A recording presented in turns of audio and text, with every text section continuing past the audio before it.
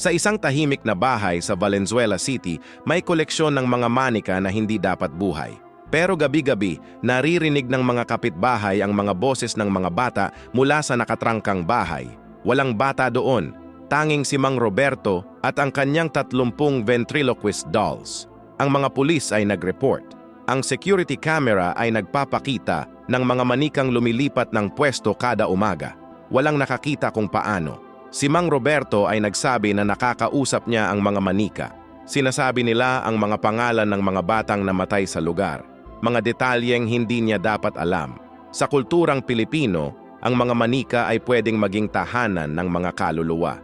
Nang subukan ng simbahan na magbendisyon sa bahay, lalong lumala ang mga pangyayari. Ang mga opisyal ng barangay ay tahimik na pinipigilan ang mga bisita.